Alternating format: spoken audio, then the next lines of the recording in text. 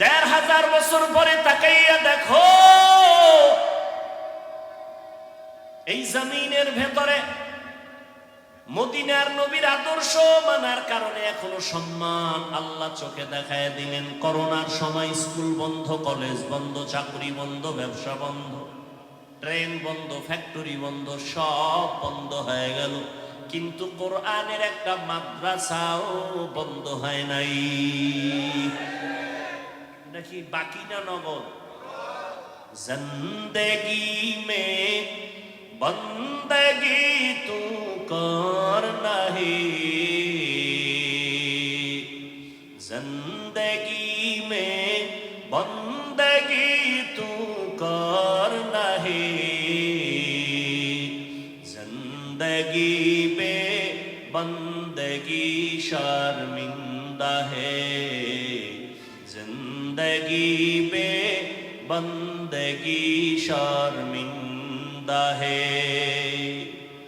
दुनिया में हो दुनिया का तलबगार न हो, बाजार से गुजर हो खरीदार न हो, ये दुनिया एक मिसले कागज फूल है, ये दुनिया एक मिसले कागज फूल है, जिंदगी में बंदगी तू कर नहीं, जिंदगी में बंदगी तू कर नहीं, जिंदगी में बंदगी शर्मिंदा है, जिंदगी में बंदगी शर्मिंदा है, जिंदगी में बंदगी कुल बंदगी, बंदगी बे जिंदगी शर्मिंदगी। এরে নবীর আশিক ১৫০০ বছর পরেও তাকাইয়া দেখো এই জমিনে নবীর আদর্শ রেখে গেলেন। আমার নবী চ্যালেঞ্জ দিয়ে গেলেন, কালান নবিয়্যু সাল্লাল্লাহু আলাইহি ওয়া আলিহি ওয়াসাল্লাম, তারাকতু ফীকুম আমরাইন লান তাদিল্লু মা তামাসসাকতুম বিহিমা, কিতাবাল্লাহি ওয়া সুন্নাত রাসূলি। পয়গম্বর বলেন, আমি বিদায় বেলা চ্যালেঞ্জ দিয়ে গেলাম, দুইটা জিনিস রেখে গেলাম, যদি আঁকড়াইয়া ধরো কোনোদিন তোমার ঈমান নষ্ট হবে না, সম্মান কমবে না। এক নাম্বার হলো আল্লাহর দেওয়া কোরআন, দ্বিতীয় হলো আমি নবীর রেখে যাওয়া সুন্নাত। এখানে প্রশ্ন হতে পারে, নবী হাদিস বলেন নাই কেন, কোরআন হাদিস না বলে কোরআন আর সুন্নাহ কেন বললেন? সুন্নতের পর্দার ভেতরে আছে মুরব্বি মানা লাগবে, সুন্নতের পর্দার আড়ালে আছে মুরব্বি। কারণ টুপি পরা সুন্নত, টুপি পরা কি? পাগড়ি পরবেন সুন্নত, কিন্তু কেমনে পরবেন, সিস্টেম কি? এটা মুখস্থ করে পারা যাবে না। হুজুর কিছু নেন কি, কুদরত কার? আল্লাহ। কিন্তু ওই হেদায়েতের পথ বাদ দিয়ে যদি কেউ দুনিয়া দুনিয়া দুনিয়া করে, এটা আলেমের শান না। দ্বিতীয় কথা, আলেম পিছায় রইল কই? মসজিদে যাবেন, আলেম পিছে না সামনে? জানাজায় দাঁড়াবেন, আলেম পেছনে না সামনে? মজলিসে যাবেন, ওলামায়ে কেরাম আছে, বড় হুজুর আছে, পেছনে না সামনে? মন্ত্রীদের মজলিসে আলেম গেছে, পেছনে না সামনে? এমপি সাহেবের সভায় আলেম গেছে, পেছনে না সামনে? বিবাহের অনুষ্ঠানে আলেম পেছনে না সামনে? কেন বলো বাবা, আলেম পিছাইয়া থাকবে কেন? আলেম পিছনে নাই, তোমার অন্তরটা বড় দুর্বল। আলেমকে আল্লাহ এলেমের কারণে সবার উপরে সম্মান দিয়া রাখছেন। কোটিপতিও আলেমের কাছে এসে দোয়া চায়। এমপি সাহেব দেখলে কয় হুজুর দোয়া করবেন, মন্ত্রী মহোদয় দেখলে বলে দোয়া করবেন। মন্ত্রীদের প্রধান যিনি, তিনিও আলেমদের পেছনে দোয়ার অপেক্ষমান। আল্লাহ তাআলা উলামায়ে কেরামকে ইলমের কারণে সম্মান দিয়া রাখছেন। টাকা দিয়া সম্মান বাড়ানো যায় না। ইলমেরা ইজাজু করদান বেহিসাব, খলকেরা দান জওয়াবে বাসাও। এত মুসিবতের মধ্যে কি আলেমদের সম্মান কম? বলে আল্লাহ দেখাইলেন আমার সোনার বাংলায় কত হাফেজে কোরআন, ছোট্ট ছোট্ট বাচ্চাগুলো সারা দুনিয়ার মানুষের মাথা গরম করে প্রধান পুরস্কার নিয়ে বাংলাদেশে আসছে হাফেজে কোরআন। আছে না নাই? এই সম্মান দিছেন কে? আল্লাহ দিছেন। অতএব নবী চ্যালেঞ্জ দিয়ে বলছেন, দুই জিনিস ধরে রাখো, কোরআন আর নবীর সুন্নাহ। এই দুই জিনিস যদি পেতে চাও, উলামায়ে আহলে হকের পেছনে সারা যা পাওয়া যাবে না। আর উলামায়ে কেরাম তৈরি হয় কলেজে না মাদ্রাসায়? মাদ্রাসায়। মাদ্রাসাকে সম্মান করো। আমি এটা বলি না আমার যুবক ছেলেরা মাদ্রাসায় চলে আসো, স্কুল কলেজ বন্ধ করে দাও, না, একবারও বলি না। স্কুলে পড়ো আলহামদুলিল্লাহ, কলেজে পড়ো আলহামদুলিল্লাহ, ডাক্তার হও আলহামদুলিল্লাহ, ইঞ্জিনিয়ার হও আলহামদুলিল্লাহ, প্রফেসর হও আলহামদুলিল্লাহ। তবে খবরদার আমার দাবি বেয়াদব হইও না। তোমার ব্যবহারে যেন মা বাবা কষ্ট না পায়, তোমার আচরণে যেন উলামায়ে কেরাম কষ্ট না পায়, তোমার ব্যবহারে যেন মুরব্বীরা কষ্ট না পায়। 5 ওয়াক্ত নামাজ পড়ো, মা বাবার দোয়া নিয়ে চলো, উলামায়ে কেরামের পরামর্শ নিয়ে চলো। ও যুবক বাবারা, তোমার মতো কত যুবক জীবনে মাদ্রাসায় পড়ে নাই, স্কুল কলেজে পড়িয়া 5 বেলার নামাজ পড়ে। সত্য কথার সাক্ষী দাও, আছে না নাই? তুমি কেন পারবা না? ও যুবক বাবা, তোমার মতো যুবক রাস্তায় গাড়ি চালায়, ড্রাইভারি করে, 5 বেলার নামাজ পড়ে, আছে না নাই? তুমি কেন পারবা না রে বাবা? তোমার মতো সন্তান জেনারেল লাইনে থাকিয়া শ্রমিকের কাজ করে, সময় মতো নামাজ পড়ে, কৃষি কাজ করে, নামাজ ছাড়ে না, নদীর মধ্যে মাছ ধরে, নামাজ ছাড়ে না। ও আল্লাহর বান্দারা, র্যাব, আর্মি, পুলিশ, বিডিআরের চাকরি করে, নামাজ ছাড়ে না। সেদিন এক যুবক আইসা কয়, হুজুর চাকরির সিঁড়িতে যাইয়া স্কেল বেড়ে গেল বেতনের, হঠাৎ করে উপরের অফিসার কয় দাড়ি রাখা যাবে না। আমি বললাম সালাম, চাকরি করা যাবে না। রিজিকের মালিক চাকরি না, রিজিক দেওয়ার মালিক আমার আল্লাহ। ইয়া আইয়ুহান নাস আনতুমুল ফুকারাউ ইলাল্লাহ ওয়াল্লাহু হুয়াল গনিয়্যুল হামিদ।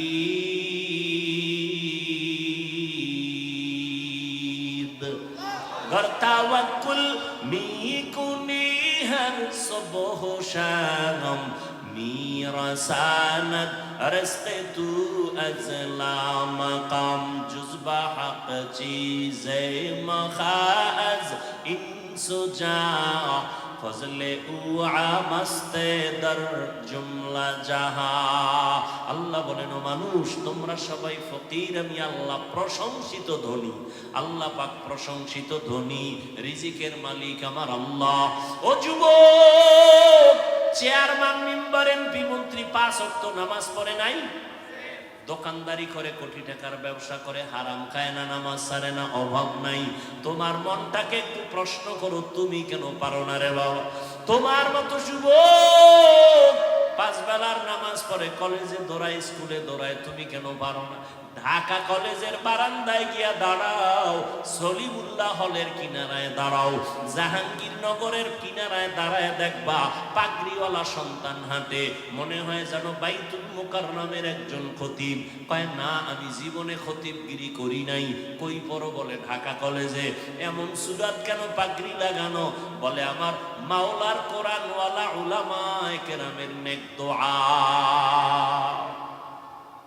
ওলামায়ে আহলে হকের সোহবাত।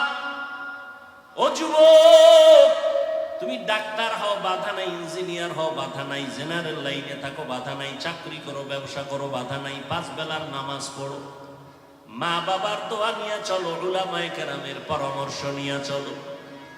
ও পর্দার আড়ালের মা বোনেরা, আপনার মতো কত মা পর্দা করে, নামাজ পড়ে, স্বামীর মাল হেফাজত করে, অভাব নাই, আপনারা কেন পারেন না? অবৃদ্ধ বাবাজি, আপনার মতো কত বুড়া মানুষ হাতে লাঠি নিয়ে মসজিদে গিয়া নামাজ পড়ে, আপনি কেন পারবেন না? এখনো সময় আছে তওবা করার। মনটাকে ছোট করে আল্লাহর কাছে তওবা করেন মনে মনে।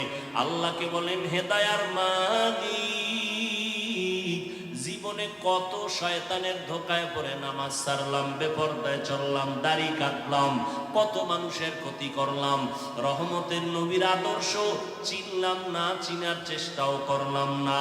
আজকে থেকে তওবা করে নিলাম, নবীর তরিকার বাহিরে চলবো না, নবীর আদর্শ নিয়ে চলবো, মা বাবার দোয়া নিয়ে চলবো, ওলামায়ে কেরামের পরামর্শ নিয়ে চলবো।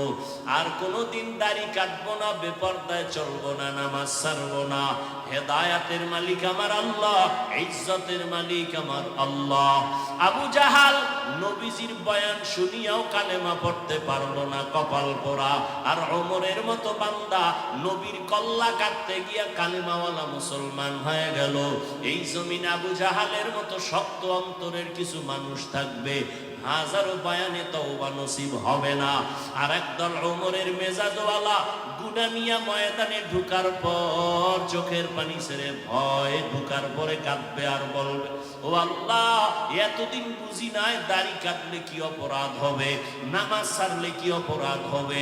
আমার মতো যুবক স্কুলে পড়িয়া যদি দাড়ি রাখতে পারে, নামাজ পড়তে পারে, আমি কেন পারি না? আমার মতো যুবক জেনারেল লাইনে থাকিয়া চাকরি ব্যবসা করে যদি নামাজ পড়ে, আমি কেন পারবো না? ও আল্লাহ, তুমি আমাকে মাফ করে দাও। সামনে কোনো দিন দাড়ি কাটবো না, বেপরদায় চলবো না, মা বাবার বরদোয়া নিব না, ওলামায়ে কেরামের পরামর্শ নিয়ে 5 বেলার নামাজ পড়ে নবীর তরিকা মেনে চলবো। তওবা যদি করতে পারো, মুহূর্তে আমার আল্লাহ তোমাকে মাফ করে দিবেন।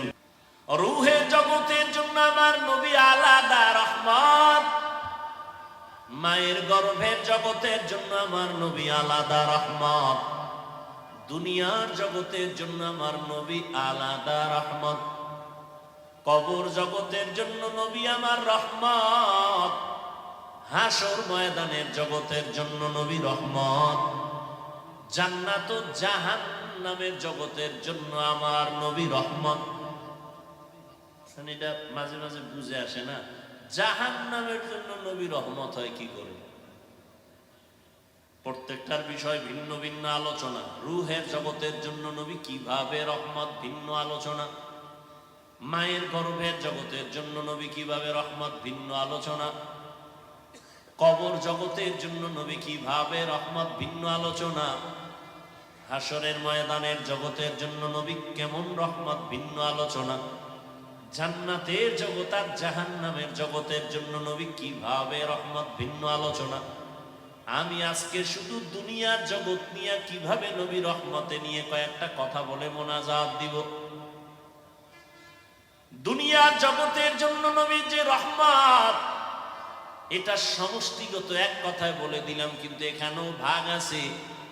রহমতের নবী মানুষের জন্য আলাদা রহমত, জিনদের জন্য নবী রহমত, পশু পাখির জন্য নবী রহমত, উড়ন্ত পাখিদের জন্য নবী রহমত, সমুদ্রের প্রাণী মাছের জন্য নবী রহমত। আবার এই মানুষের ভেতরে পুরুষের জন্য নবী আলাদা রহমত, নারীর জন্য নবী আলাদা রহমত, বেঈমানের জন্য নবী আলাদা রহমত, মুমিনের জন্য নবী আলাদা রহমত। পুরুষের জন্য নবী যেমন রহমত, নারীদের জন্য আলাদা রহমত। কেমন মায়ার নবী আমার, যেই নবী দুনিয়াতে এমন এক সময় আসছেন, আল্লাহ পাঠিয়েছেন এমন একটা জায়গা, পৃথিবীর নিকৃষ্ট খারাপ, সারা দুনিয়ার মানুষগুলো চরিত্রহীন, এর মধ্যে আবার মক্কার মানুষ আরো খারাপ। সারা দুনিয়ার মানুষ এত খারাপ কেন? এদের মাথায় পরিচালনার কোনো মুরব্বী ছিল না। নবী নাই, ঈসা নবী নাই, মূসা নবী নাই, কোনো মুরব্বী নাই। যে যার মন মতো চলে, যে যার মন মতো চলে, যা বুঝে সেটাকেই প্রাধান্য দেয়। আল্লাহর কসম করে বলি, ওখান থেকে এখানে শিক্ষা নেও। যারা মুরব্বী মানে না, যারা ইমাম মানে না, এরা মরার আগেই দুনিয়া তার ধ্বংসের জীবন হয়ে যায়। আউযুবিল্লাহ পারে না, বিসমিল্লাহ পারে না, BA pass, IA pass, MA pass, আসসালামু আলাইকুম এই দুইটা শব্দ শুদ্ধ করে পারে না। হে চাপাবাজি করে, আমি কোনো হুজুর মানি না, মাওলানা মানি না, ইমাম মানি না, আমি কোরআন হাদিস মানি। তুমি আরবি কোরআন বুঝো না, হাদিসের আরবি পড়তে পারো না, তুমি কি মানবা? তোমার এই কথাটা 100% মিথ্যা কথা। আমরা আলেম ওলামার পিছনে দৌড়াইয়াও নিজের ঈমান আমল ঠিক রাখা বড় কঠিন। আর তুমি যে আমি কাউকে মানি না, তাহলে বুঝতে হবে তুমি কাউকে না মানলেও এক পর্যায়ে তোমার শয়তানকে মানা হয়। কাকে মানা হয়? শয়তান। শয়তান 3 দল। কয় দল? জিন শয়তান, মানুষ শয়তান, নফস শয়তান। নফসটা ভিতরে আছে না নেই? ভিতরে বয়ে কারবার করতেছে। হুজুর মানি না, আলেম মানি না, কিচ্ছু মানি না। মক্কার মানুষ সহ পৃথিবীর মানুষ রসুল আসার আগে খারাপ হয়ে গেল কেন? মুরব্বী নেই, মন মতো চলে। এমন এক সময় আল্লাহ পাক আমার নবী, রহমতের নবীকে মক্কা নগরীতে পাঠালেন, যেই মক্কার মানুষ চূড়ান্ত খারাপ চরিত্রহীন, লম্পট, এতটাই খারাপ, সারা দুনিয়াতে তাদের মতো খারাপ কোনো মানুষ নেই। সেই জায়গায় আমার এমন এক নবীকে পাঠাইছেন যে নবীর জিন্দেগিতে কোনো কলঙ্কের দাগ নাই, মহা পবিত্র ব্যক্তি। ঢাকা শহরে বিভিন্ন জায়গায় অপকর্ম হয় না? হয় না? খবর আসছে ওখানে মদের আড্ডা চলে, ওই রাস্তার গলির মধ্যে নারীদেরকে নিয়ে নাচ গান চলে, অর্ধুলাঙ্গ। খবরটা দিল, আলেম ওলামারা মিটিং করলো, কি করা যায়। তো এলাকার কিছু গণ্যমান্য গাঞ্জাখোর আছে, বিড়ি ওঠানে, হুজুর্গ কাছেও আসে, এগো ডাকছে, ভাই ওখানে আগে একুরেট খবরটা নাও, তোমরা আগে যাও, আমরা যাইতে পারি না, আমরা বড় হুজুর, ওই জায়গায় গেলে মাইনসে কইব বড় হুজুর এখানে আইলো কেমনে, আগে পরিবেশ তৈরি করো, এরপরে আমরা যাই। যাও তোমরা বিড়ি টান্নেওয়ালার একটু আগে যাও, বড় হুজুর ওখানে যাবে না, মানুষ খারাপ বলবে, কথা ঠিক। কিন্তু রহমতের নবী, মক্কা নগরীর মানুষ এত খারাপ, নারী আর পুরুষ উলঙ্গ হইয়া আল্লাহর ঘর বাইতুল্লাহর চতুর্পার্শ্ব তাওয়াফ করে, নারী পুরুষ উলঙ্গ। এতটাই তারা খারাপ। এর মধ্যে রহমতের নবীকে আমার আল্লাহ পাঠালেন। আল্লাহ পাকের কুদরত আমাদের বিবেকের বাইরে, কাদের কুদরত দারি বরকামাল, আন্তা রব্বি আন্তা হাসবি যুল জালাল। নবীকে পাঠায় দিলেন, মক্কা নগরীতে আসলেন, মা আমেনার গর্ভে আব্দুল্লাহর ঔরসে। রহমতের নবী আসলেন। নবী আসছেন এমন এক হালাত, দুনিয়াতে আসি একবার বাবার চেহারাটাও দেখতে পারেন নাই, 6 বছরে মা হারায় ফেললেন। বড় অসহায় নবী আমার, ইয়াতীম, আপনজন আত্মীয় স্বজন সব হয়ে গেল জানের দুশ্মন। রহমতের নবী আমার, এখনো নবুয়তের সনদ আল্লাহ কোরআন দেয় নাই। নবী দীর্ঘদিন কারো সাথে কোনো দাওয়াতের কথা বলেন না, এমনি মিলজুল হয়ে কথা বলেন, চলাফেরা করেন, সবাইকে কাছে টানেন, সবার কাছে নবী যান। কথা বলেন সুন্দর, মানুষের মনটা কেমন যেন আকৃষ্ট হয়ে যায়। কেউ নামাজি ভাইরা বেনামাজিরে দেখলে সি সি করে তাড়ায় দেই, তুমি খারাপ আমি ভালো। রহমতের নবী আমার সবার সাথে চলে ফিরে, কাছে টানেন বুকে লাগান। নবীর ব্যবহার ছিল মানুষকে কাছে আনার বড় বুঝি। দীর্ঘ 40 বছর পর্যন্ত নবী কালেমার দাওয়াত দেন না, রোজার কথা বলেন না, কোনো আওয়াজ নাই। রহমতের নবী আমার এই 40টা বছর মক্কার অদূরে হেরা পাহাড়ের গুহায় গিয়া আমার নবী আল্লাহর ধ্যানে সময় কাটাইতেন। 40 বছর চলে গেল, 6 মাস। এরপরে আল্লাহ কোরআন নাজিল শুরু করলেন। হেরা পাহাড়ের ভেতরে জিব্রাইল আমিন আসলেন, নবীকে চাপ দিলেন। ঘটনা আপনাদের সকলেরই জানা। রহমতের নবী কোরআন পাইয়া দাওয়াত শুরু করলেন। নবীর দাওয়াতের প্রথম কাজ আল্লাহর কোরআনের তেলাওয়াত। হুয়াল্লাযী বা'আসা ফিল উম্মিয়িনা রাসূলাম মিনহুম ইয়াতলু আলাইহিম আয়াতিহি ওয়া ইউযাক্কিহিম ويعلمهم الكتاب والحكمة وإن كانوا من قبل لفي ضلال مبين। আল্লাহ এক নবী বানাইলেন, নবীকে বলেন উম্মি নবী। উম্মি মানে মূর্খ, হ্যাঁ, উম্মি মানে আনপড়। ভিন্ন কারো থেকে নবী পড়েন নাই, সেই অর্থে নবী উম্মি। কেউ যদি তর্জমা করে নবী অক্ষর জ্ঞানহীন, তার মানি হলো মূর্খ। এই তর্জমা করাটা চূড়ান্ত বেয়াদবি। রহমতের নবী আমার দাওয়াত শুরু করেছেন। 40 বছর পরে কোরআন পাইয়া নবী আর ঘুমায় না, নবী দাঁড়ে দাঁড়ে দৌড়ায় আর দাওয়াত দেন। প্রথম নবীর মিশন হলো কোরআনের তেলাওয়াত। এটার মধ্যে এমন এক আকর্ষণ আল্লাহ দান করেছেন, একটা বিধর্মীয় যখন তেলাওয়াতের আওয়াজ শুনে তার অন্তরটা ঠান্ডা হয়ে যায়, চুপ করে তার নিরাপত্তা বজায় রেখে তেলাওয়াত শুনে না। জীবনে কোরআন দেখে নাই, পড়ে নাই, ধরে নাই, এমন একটা লোক আল্লাহর কোরআনের আয়াতের তেলাওয়াত যখন কানের মধ্যে যায়, অন্তরে মায়া বেড়ে যায়। নবী কয়, ও মুমিন, একজনে তেলাওয়াত করছে, তুমি সুন্দর করে কান লাগায় শুনছো। তেলাওয়াত করনেওয়ালা যেই সওয়াব পাবে, শুননেওয়ালাও সেই সমান সওয়াব পাবে। আচ্ছা আমাকে বলেন তো, আমি তেলাওয়াত করতেছি, আর একজনের রাস্তার পাশে দাঁড়াইয়া এ কোরআন বুঝে না, চিনে না, কিন্তু শুনতেছে আর অন্তরে মজা নিতেছে। নবী বলেন ওই লোকটাও আমি তেলাওয়াতকারীর মতো সওয়াব পেয়ে যাব।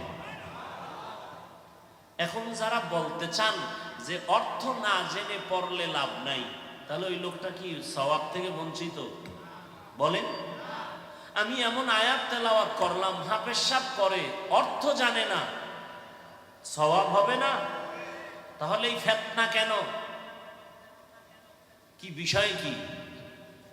কাদিয়ানীরা ধরে ধরে মুসলমানকে উত্তরবঙ্গে যাও টাকার প্রলোভনে পালাইয়া কাদিয়ানী বানায়, সে নিয়ে তোমার কোনো মিশন নাই, কোনো কর্মসূচি নাই। কে ইল্লাল্লাহ জিকির করলো তা নিয়ে তোমার এত বিরোধিতা, বুঝা গেল তোমার অন্তর বড় ঝামেলায় যুক্ত হয়ে গেছে। খ্রিস্টান মিশনারিরা চট্টগ্রামের হিলটেক্স পাহাড়িয়া এলাকায় ধর্মান্তরিত করে বিভিন্ন প্রক্রিয়ায় টাকার প্রলোভন দেখাইয়া। ওই বিষয় ও আল্লাহর বান্দা, আপনার কোনো পদক্ষেপ আছে কিনা ব্যক্ত করেন, কোনো কর্মসূচি আছে কিনা ব্যক্ত করেন। এ নিয়ে যদি চিন্তা করতেন তাহলে ভিন্ন উলামায়ে কেরাম ওলিয়া উলিয়াদের বিরুদ্ধে জবান খুলতেন না।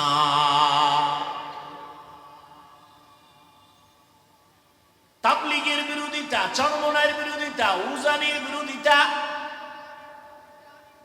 এটা ট্রেডিশন বানায় ফেলছে। এদের বিরোধিতা করতে পারলেই মনে করে সে খুব দামি হয়ে গেছে। আল্লাহ এর থেকে আমাদের সমস্ত উলামায়ে কেরামদেরকে হেফাজত করেন। ত্রুটির ঊর্ধ্বে তো কেউ না, কিন্তু তার মানে কি এই ত্রুটি নিয়ে রাস্তায় পোস্টারিং করা, চিল্লাচিল্লি করা? আল্লাহ হেদায়াত দান করেন। ইল্লাল্লাহ জিকির একটা সমস্যা ধরে নিলেন। আচ্ছা, এই ইল্লাল্লাহ জিকিরটা পৃথিবীর কোন তরিকায়, কোন পীর, কোন ওলি, কোন আউলিয়া পৃথিবীতে রাসূল থেকে শুরু করে আজ পর্যন্ত কেউ বলে নাই যে তুমি জিকিরের আসনে বৈশাই শুরুতে তুমি ইল্লাল্লাহ শুরু করবা। পৃথিবীর কোন তরিকায় এই নিয়ম নাই। কি নিয়ম? বলে তুমি বসে দীর্ঘ সময় পুরা কালেমা পড়ো, লা ইলাহা ইল্লাল্লাহ, লা ইলাহা ইল্লাল্লাহ।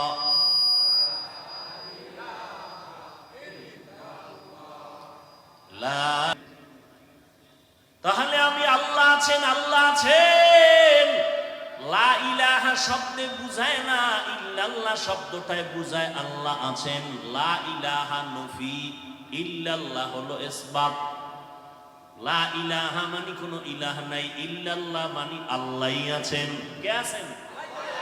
এটা দীর্ঘ টাইম পুরা কালেমাটা পড়ার পরে অন্তরে ধ্যান করলাম, আল্লাহ ব্যতীত আর কোনো মাবুদ নাই, একমাত্র আল্লাহই আছেন।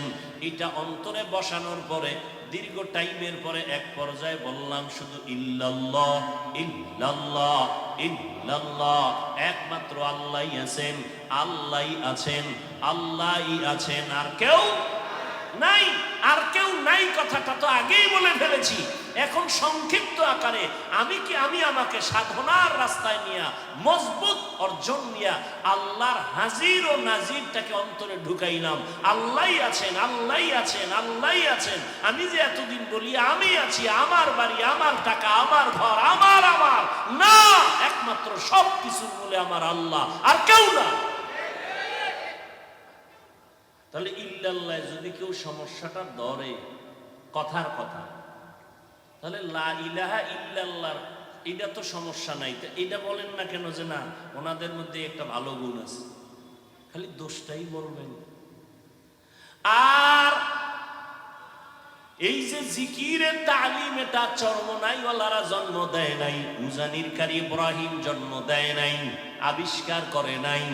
উজানির কারি ইব্রাহিম রহমাতুল্লাহ আলাইহি রশিদ আহমদ গঙ্গুহি রহমাতুল্লাহ আলাইহি থেকে সবক নিলেন। তিনিও মন থেকে নিজে আবিষ্কার করেন নাই। হাজী ইমদাদুল্লাহ মুহাজির মক্কি রহমাতুল্লাহ আলাইহি থেকে সবক নিলেন। তাহলে গালিটা তুমি চরমনাইকে দাও কেন? উজানিকে দাও না? উজানিকে না দিয়া রশিদ আহমদ গাঙ্গুহিকে দাও সাহস থাকলে। রশিদ আহমদ গাঙ্গুহিকে একটু আগে আবরার সাহেব বলে গেলেন ফকিহুন নফস। ভাইরা আমার, আর এই সমস্ত বিরোধিতার কারণে ইসলামের কি উপকার হয়েছে বলো? হিংসা ছাড়া কিছুই বাড়ে নাই। সালাম ভাইজানেরা দেয় না, আমরা দিলেও সালাম নেয় না। এর নাম মুসলমান? হ্যাঁ, আল্লাহ হেদায়াত দান করুন। ওয়ামা আরসালনাকা ইল্লা রাহমাতাল লিল আলামিন। রহমতের নবী আসলেন, মক্কা নগরীর চূড়ান্ত মানুষগুলো রহমতের নবীর মাত্র 13 বছরের মেহনতে এতটা দামি হয়ে গেল। যেই মক্কার মানুষগুলো কান্নাদের অপছন্দ করে, নারীদেরকে অপছন্দ করত, নিজের বাবা হইয়া মেয়েটাকে পাথর চাপা দিয়ে মেরে ফেলতো, মেয়ে পছন্দ করে না। আমাদের সমাজে এখনো কিছু কুলাঙ্গার আছে, কন্যা পছন্দ করে না। কন্যা হইলে স্ত্রীর সাথে ঝগড়া লাগায়, কথা বলে না, রাগ করে। মাইয়া হলো কেন? আচ্ছা, ছেলে হোক মেয়ে হোক, এটা কি স্ত্রীর দোষ? যদি কেউ দোষ আঙ্গুল দেখায় তো স্বামীর দিকে দেখাইতে পারে, স্ত্রীর দিকে দেখাবে কেন? আল্লাহকে কোনো দিকে দেখায় লাভ? ছেলে মেয়ে দেওয়ার মালিককে। তোমরা যে স্লোগান দাও ছেলে হোক মেয়ে হোক দুটোর বেশি না, একটা হলে ভালো হয়, না হইলে আরো ভালো, এই স্লোগান দিয়া ট্যাবলেট খাইয়া কি পরিমাণ দেশে সন্তান কমছে। কথা কেন? সত্য কথাটা বলতে কষ্ট হয়। কি বাংলাদেশে ট্যাবলেট খাওয়ার পরে জনসংখ্যা কমছে? বলেন। এখন কিছু চালাকরা কইবে হুজুর এটা আপনারা বাড়াইছেন, আমরা তো মোটামুটি ট্যাবলেট খাইয়ে লাইনে আছি। আচ্ছা দেখেন তো এই প্যান্ডেলের ভিতরে হুজুর বেশি না ভিন্ন লাইনের মানুষ বেশি? বলেন। হুজুরেরা বাড়াইল কই? বিষয় কি? বান্দা চাইলে কিছুই হয় না, আল্লাহ চাইলে সব। নমরুদ্দে পাল্লা দিছে, ইব্রাহিমকে আসতে দিবে না, ফিরাইতে পারছে? আল্লাহর সাথে পাল্লা দিয়ে কেউ আগাতে? ফেরাউন চাইলো মুসা নবীকে আসতে দিবে না, আল্লাহ মুসা নবীকে পাঠাইছেন ওই বেঈমানের ঘরে টাকা দিয়া লালন পালন করায়া মুসা নবীরে বড় বানাইলেন। থাপ্পড় লাগায়া ফেরাউনের গালের মধ্যে ফেরাউনের একটু উদ্বোধন করায় দিলেন, ওই ফেরাউনের ইতি টানায় দিলেন মুসা নবীর মাধ্যমে। আল্লাহ চাইলে সব হয়, বান্দা চাইলে কিছুই হয় না।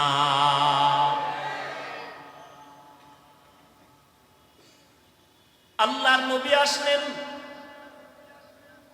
মাত্র 13 বছর, নারীদের সম্মান সর্বোচ্চ দিয়া দিলেন, কন্যাদের হত্যা বন্ধ করায় দিলেন। রহমতের নবী আমার মাত্র 13 বছরের মেহনতে মানুষগুলোকে এত দামি বানায় দিলেন। আল্লাহ জিব্রাইলকে লিস্টি নিয়ে পাঠায় দিয়া বলেন যাও আমার নবীর কাছে লিস্টি দিয়া দাও, এই লিস্টিতে যাদের নাম আছে নবী যেন ঘোষণা দিয়ে দেয় এই লিস্টির সবাই বিনা হিসাবে জান্নাতি। জাহান্নামের পথের মানুষগুলো জান্নাতি হয়ে গেল, ডাইরেক্ট জান্নাতের টিকেট দুনিয়ায় পেয়ে গেল। আচ্ছা নবী মাত্র কয় বছর বলেন? 13 বছরে মক্কার চূড়ান্ত খারাপ এদেরকে জান্নাতি বানায় দিলেন বেতের বাড়ি দিয়া। কেমন মায়ার নবী আমার! শুধু 13 বছর কেন, নবীজির পুরা হায়াত 63 বছরে কোনোদিন নবী একটা কাউকে গালি দেন নাই। আমরা চিন্তা করতে পারেন, হাজার হাজার গালি নবীর সামনে দাঁড়ায় ইহুদিরা দিতেছে, আমার নবী গালি দিবেন দূরের কথা, হায়াতে কোনোদিন একটা গালির জবাবও দেন নাই। আরো আশ্চর্য কথা, কেমন মায়ার নবী আমার! কোনদিন আমার নবী চোখ মোবারক গরম করে কারো দিকে রাগে তাকান নাই। রহমতের নবীর মায়ার আদর্শ দেখা বেঈমান কালেমা পড়েছে, নবীর ব্যবহার দেখে দুশমনাইয়া বন্ধু হয়ে গেছে। ইমামুল আউয়ালিনাল আখিরিন বাহরে সাদকা রাহমাতাল লিল আলামিন সাইয়্যিদুল কাউনাইন খাতমুল মুরসালিন আখির আমদ বুদে ফখরুল আউয়ালিন। এরে নবীর আশিক উম্মতের দল, কেমন একজন নবী পেয়েছো, ওই নবীরে চিনো নাই রে যুবক। 1500 বছর পরে নবী নাই।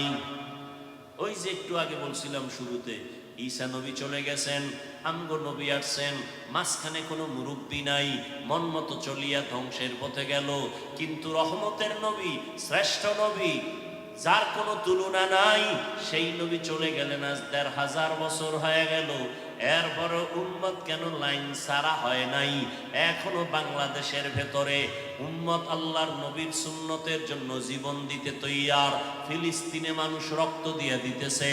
এরে ব্রিটিশদের আক্রমণ, ইহুদিদের আক্রমণ, ওই স্পেনের ভেতরে এত পরিপূর্ণ আক্রমণ করেছিল, মুসলমানের 800 বছরের শাসনকে ধ্বংস করে দিল। এরপরও ইসলামকে বিদায় করতে কেন পারে না? এর একমাত্র কারণ ধারাবাহিকভাবে এই জাতি মুরব্বী মানে, ইমাম মানে, এই কারণে চূড়ান্ত ধ্বংস হয় না। আর যারা মুরব্বী মানে না, গিয়া দেখেন ওদের দুনিয়াও ঠিক নাই, আখেরাতও ঠিক নেই। ভালো করে তদন্ত করেন ভাইরা আমার। যদি অন্তর কারো তৈরি হয়, মুনাফিকি অন্তরে যদি না থাকে, তওবার নিয়ত যদি খাঁটি ভাবে কারো অন্তরে থাকে, দুটো হাত আমার আল্লাহকে দেখায়া দাও, আয় আল্লাহ হাতগুলো কবুল করে নেন, তওবা কবুল করে নেন, তওবার উপরে মজবুত হইয়া চলার মতো তৌফিক দান করেন, আমিন।